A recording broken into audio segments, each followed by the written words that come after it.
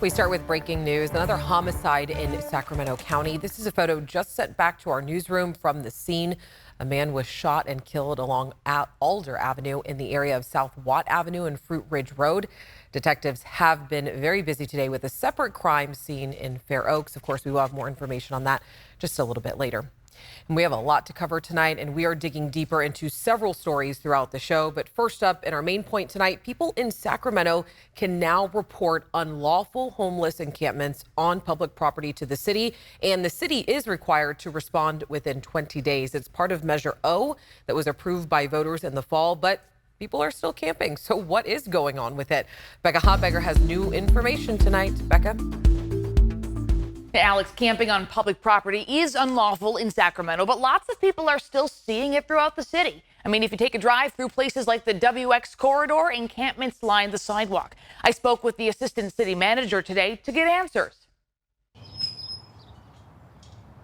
Nathan Cusick has lived here near the 99 and 50 interchange for about 3 years and has seen more than just the unlawful encampments that sit across the street from his home. I can't even begin to describe it in a polite manner. From, drugs being sold to fires on the side of the freeway, prostitution, all kinds of stuff you wouldn't imagine. He says he has called the city and police over the years with unsatisfying results. So I told him about the brand new way Sacramento residents like him can report unlawful encampments on public property, and that the city is required per Measure O to respond within 20 days. Any type of plan would be great. Measure O allows the city to move people from camping on public property if the city has enough emergency shelter spaces available, which the city says by its count it does. But under Measure O, which has been in effect for 180 days now, the city has connected just 65 people with shelter. So I asked Assistant City Manager Mario Lara, why are we still seeing so many encampments on sidewalks and other public property at this point? The number of folks who are currently experiencing homelessness within the city of Sacramento is a very significant number, and we're working very hard with the county through our partnership agreement to expand the number of shelter beds that are available. There is a long lead time in terms of getting those shelter beds built out. Alex, I also spoke with unhoused folks along the WX corridor this afternoon. They didn't want to go on camera, but one told me she gets it. She understands why residents don't want unlawful encampments near their homes. But she says, hey, the city just needs more secure places for folks like her to go. She says preferably with portable showers and bathrooms like those safe ground camping sites that we've seen. Yeah, Becca, we're talking about thousands of unhoused people, right? Yeah, in the last point in time count conducted in early 2022, they found that within Sacramento city limits, more than 5,000 people experienced homelessness on any given night. Now, the city says under Measure O, they've been conducting more outreach and providing more services. And I should mention, by the way, if you would like to fill out that formal complaint form, we have a link on our website. That's abc10.com/links. All right, Becca, thank you so much. We appreciate it. All right, several investigations are underway in our region. Here's what else people have been talking about today. 4 apartment units in Sacramento's South Natomas neighborhood are damaged. They caught on fire just a couple hours ago. This is at the Woodlands Apartments on West El Camino Avenue. Firefighters are looking for the cause, but the good news is there are no injuries to report. A man was shot and killed inside a Fair Oaks home. This is on Kenneth Avenue. Deputies say that a woman walked into the hospital with a medical issue and reported a suspicious death at her home. The woman and another person have been detained. And we have a scam alert, so make sure you listen to this. Someone is pretending to be a Solano County deputy and is asking for money. The caller is asking for payment to avoid arrest and even shared a copy of their arrest warrant through text message. The Solano County Sheriff's Office says this is something that they would never do. CAL FIRE says they are suspending burn permits in Nevada, Yuba, Placer, and Sierra counties. The suspension will start on June 26th at 8 a.m. CAL FIRE says that it's due to seeing higher amounts of dead grass and hotter, drier conditions as we get closer to peak fire season. As we adjust our lives due to warming climate, new research is out suggesting that burning more fuels now in California could reduce wildfire smoke exposure later on. Researchers at Harvard did this study, and they looked at Washington, Oregon, and California between 2018 and 2020. We had these record-setting wildfires of 2020 that burned more than 4 million acres and cost the state billions of dollars. So the researchers found that controlled burns in these key zones could have a significant impact on reducing wildfire smoke exposure across the country and even help keep our skies from turning orange like this day in San Francisco. And to get to the point of this study, burning more earlier on our own terms could keep people out of the hospital. Any smoke that is generated in Northern California will get blown across the United States. And we've seen, smoke all the way to the East Coast. There are a lot of health impacts that are well known for wildfires, whether it's sort of acute, very quick impacts, such as triggering asthma, or sort of more serious impacts that can impact people who have other underlying conditions. So we see spikes in hospital visits and emergency department visits. Local firefighters we've spoken to also see benefits of controlled burns. This is video from a recent burn in Rancho Cordova. Sacramento Metro Fire tells us not only is this a reason to cut down on fuels, but it's also a training opportunity for new staff. And fortunately, we've had a mild start to our peak wildfire season. But Carly, it's the first day of summer and we could start seeing those bigger fires soon, unfortunately. That's right. And this is the time, Alex, we really should be taking advantage of the moment we have now. The ground is very wet out there. The soil moisture is at its best. And we're still feeling like spring. So we should probably be thinking about putting down more prescribed burns. In comparison, I just want to show you about 2022, just last year. This was the third year of drought in a row where we saw more than half the state in exceptional and extreme drought. Due to our amazing winter season, we're completely out of exceptional extreme drought. We're just dealing with some drier conditions to the north and to the south. And of course, those spots are typically dry anyway. But this is the time to be taking advantage of those prescribed burns. And especially in the early morning hours, winds are calm. And we are seeing the winds picking up in the afternoon hours. So if we can get it done and put it down early, that could really benefit the landscape for so many people. I want to show you current humidity levels. Today, the first day of summer, has been one of the warmest days so far that we've seen, at least this week. We had a lot of upper 70s and lower 80s today, reached around 85 to 87 degrees up and down the valley. But Marysville at 14% relative humidity, you can see just how quickly a lot of that heat up can bring the humidity levels down quickly. So again, prescribed burns early is really one of those things that could be the key to helping us in the state and helping really the entire country when it comes to that smoke through the jet stream. Looking at winds 15 to 20 miles per hour in the afternoons, that continues again. And as we move toward the weekend, though, we do expect to see a lot of the winds slowing down with the heat up. In the Big Mountain backyard, temperatures finally still right around these mid 80s. We saw that 85 in Sacramento for the high today with 62 in Tahoe. Expect to see Sierra thunderstorm chances tomorrow with still below average temperatures. But that heat up is on the way. Take a look at the 10-day forecast. Mid 80s for the weekend, and it does start really early next week. But by Wednesday of next week, 90s and mid to upper 90s through that following weekend. Coming up, time is running out to find this sub that was supposed to tour the Titanic. We're taking a look back to a time when it was under construction. In student loan debt, repayments are starting again. The fate of Biden's student forgiveness plan is uncertain. So what should borrowers be doing right now?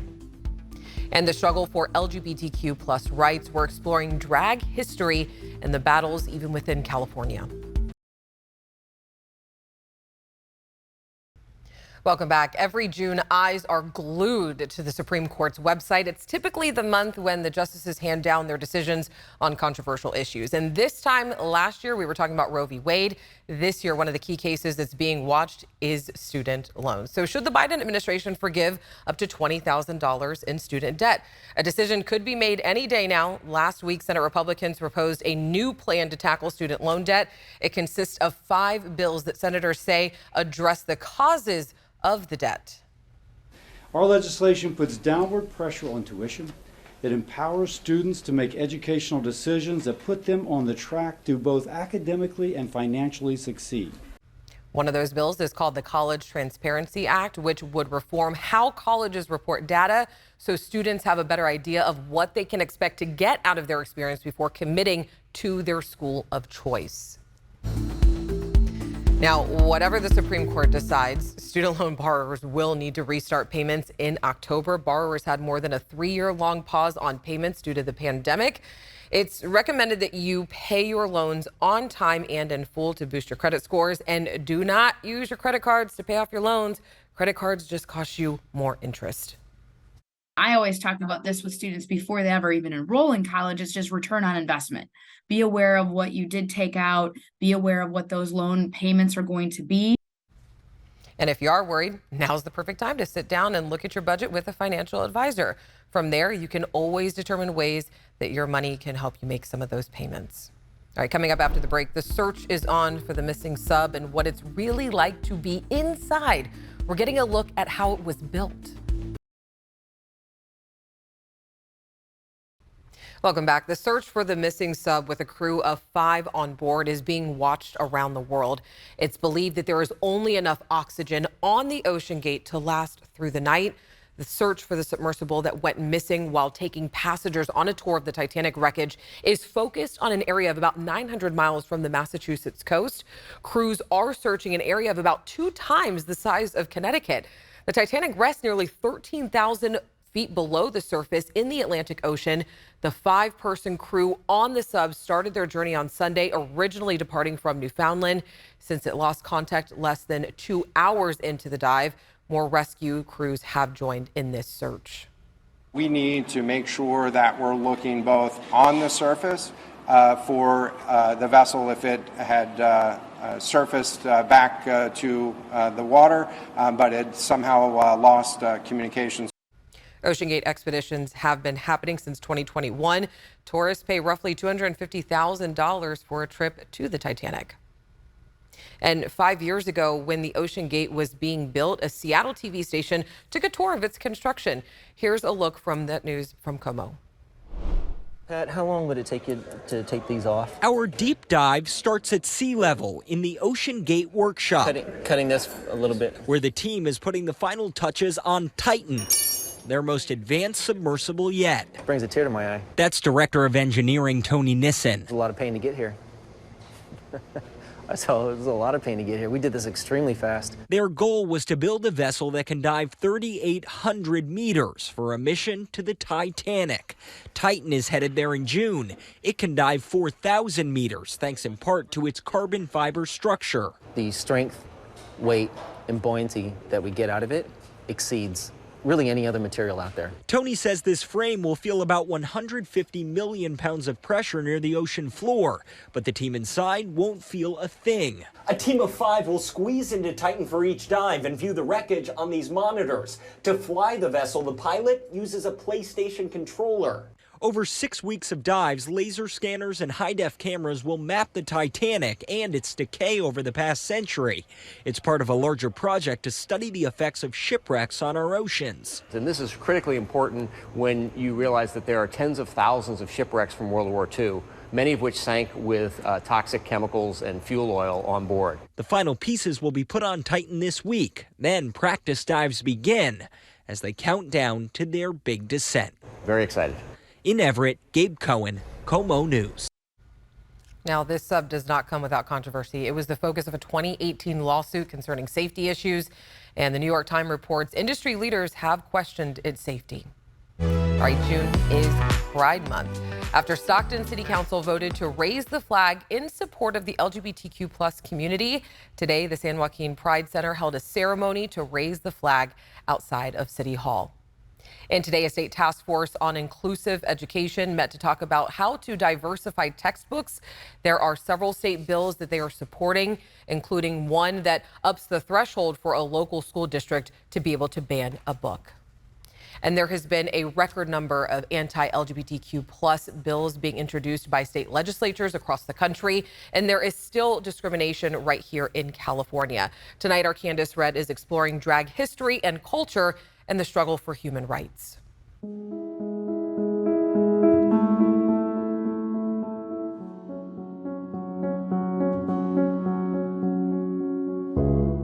Izzy Cutmore, every day's a fight. We have to keep fighting to be validated. We have to keep fighting to be seen as a person. Cutmore grew up in Fairfield in Salona County. There, he made a big decision. All I know is I didn't want to lose my family. I didn't want nobody to hate me. While in high school, he came out as a gay person. The first thing my grandma told me was, I love you. And then also in the same night too, I told her that I want to do drag and I want to be a drag queen. And her first words with that was, we got to buy you your first costume. Eventually, the drag queen Rose Rosé was born. For Rose, her home is Sacramento. This is where she started working. This is where she got her name out.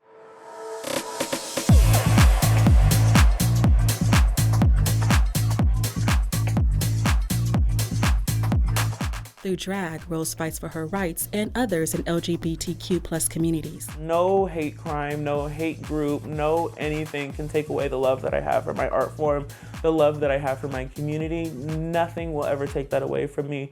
So that's what keeps me going. According to the nonprofit GLAAD, there's been 161 protests and threats targeting LGBTQ people and drag events nationwide since early 2022. There's also been a record number of bills introduced in state legislatures that attack the rights of LGBT people across the country this year. The American Civil Liberties Union is tracking 491 bills, with 75 becoming law so far. So drag is a safe space for LGBTQ folks in our community. Dr. Lady J, also known as Jay Davenport, is a drag performer and drag historian from East Tennessee. She explains the roots of drag and how the art form continues to overcome hate. It comes from an underground culture that starts with enslaved folks who are performing their own cross-dressed acts for one another and for community purposes. That is then mimicked and mocked by minstrelsy. Born into slavery in 1860, William Dorsey Swann was the first queen of drag and queer activist. Queen of drag was really an idea about who William Dorsey Swann was in his community, really. So the idea that he was a queen was a leader. So he was someone who had a house where he had many other people that did drag, largely formerly enslaved folks just like himself. Swann hosted drag parties at his home in Washington, D.C. Those house balls, essentially these house parties, were raided, and he was put in jail. What they would put them in jail for was, quote, running a disorderly house, which is the same thing you'd say about a brothel, even though this is not what was happening at William Dorsey Swann's parties. Swann filed for a pardon from President Grover Cleveland in 1896, which was denied. Swann was the first known American to take legal action in the fight for gay rights. People who are doing drag, and especially Black folks who were formerly enslaved folks, are really the folks who are responsible for beginning the movement. Nothing has ever stopped us. Nothing ever will stop us. We are going to be who we are. What's important about drag for me is what I can do with it. What about us? What about us? For 20 years, Taryn has been a drag performer. I want to see people laugh. I want to see them smile. I want to perform and change their mood. I want to make them cry through a performance. At night, Taryn performs at bars and clubs in the greater Sacramento region. For her, it's about community. One of my favorite ballads to do is Whitney Houston, I Have Nothing. In the day, Taryn turns Jonathan Cameron, who works with Sunburst Projects. It's a nonprofit that serves the needs of the HIV and AIDS community through compassionate care and services. When I started doing drag, I found out I was positive, HIV positive. And drag allowed me to focus on what I can do to help educate and to help spread the word about HIV. Outside of raising awareness, Taryn says she also uses drag to combat hate against LGBTQ+ people. And so at some point you have to just realize, if they're not hurting you, why are you hurting them? We're a community that's different, we're diverse, and we as a community, and even the surrounding areas, should be proud of who we are. And if you want to learn more or even take a stand against hate, visit our website at abc10.com/links. And we're back right after this.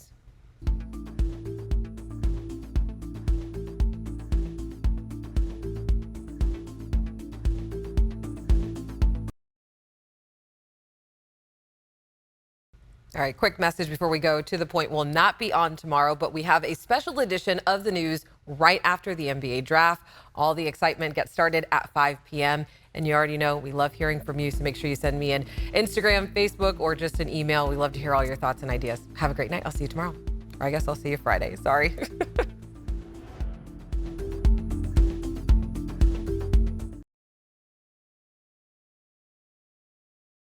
Hey, it's Alex. Just wanted to say thank you so much for watching.